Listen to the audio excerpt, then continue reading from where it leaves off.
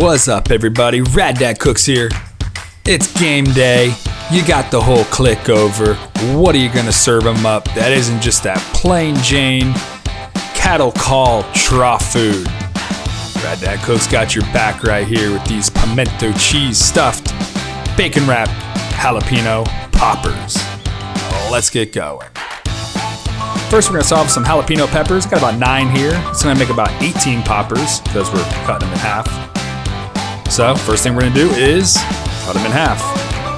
Next, we wanna remove that pith, which is like the seeds and all that white stuff in the middle. A spoon will help with that, but you might wanna wear eye protection if you never took a shot of OC spray to the face. Now that we got them all halved up, I'm gonna show you a little trick you can do.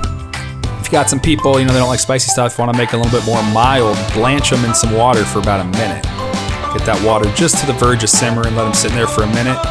And put them in either an ice water bath or some cold tap water, depending on your tap water's temperature, to cool them off and stop that cooking. You still want them to be nice and snappy. Throw them on a rack, let them dry. Let's make the filling. The filling is going to be equal parts, 8 ounces of cream cheese and 8 ounces of Raddad Cooks homemade pimento cheese. Check out that recipe if you don't know how to make it already. Soften up that cream cheese, it'll help everything combine easier. Now get that in the fridge for about an hour, because when it's firm, it's gonna be a little bit easier to scoop into your jalapeno canoes that you have created.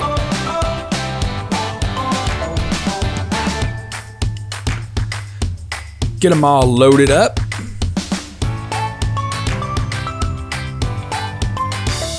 And now we'll start wrapping them with some bacon. Probably just start at one end and twist that bacon around. I do find that a thinner cut bacon works better on this because it cooks up crispy.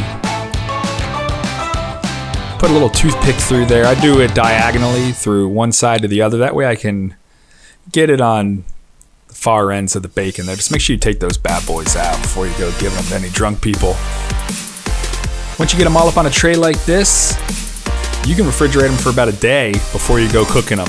If you're gonna do them the same day, refrigerate them for at least 4 hours. That's gonna let that cream cheese get hard again, and it's gonna give your bacon a head start in the oven to get crispy before that cheese turns to melting lava.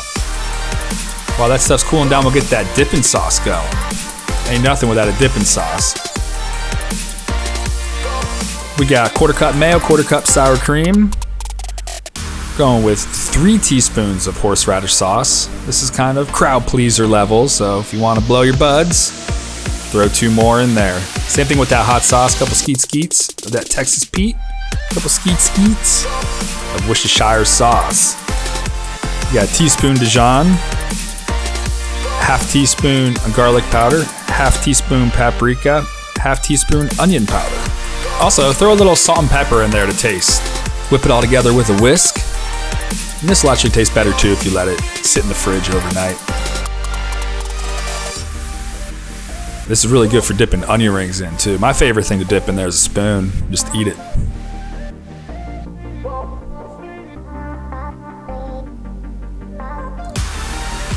All right, now it's showtime. Let's throw these puppies in the oven. We want to have them on a wire rack, but Raddad Cooks, he doesn't like to amass a bunch of BS he's got to store or clean. So he's going dual purpose with this pizza grill. I'll have a description in the link below. This is the same thing I use to make all my Raddad Cooks pizzas, so if you've been following along, I'm sure you have them.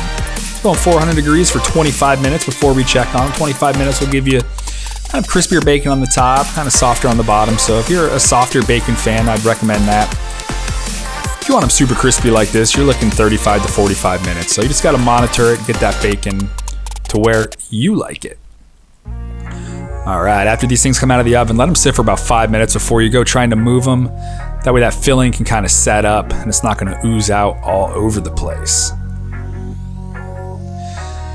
Serve it up next to that amazing horseradish dipping sauce, and the crowd will go wild. Oh yeah, hey, can somebody get this guy a beer too? He needs another one. Love you, Dad. Thank you very much for stopping by, guys. I hope this is a fun new twist on something I'm sure you're probably already making, but that pimento cheese just takes it to the next level. If you're new, make sure you subscribe, hit that notification bell. That way you don't miss a single second here at Raddad Cooks. Stay tuned for more game day and party favors. Peace.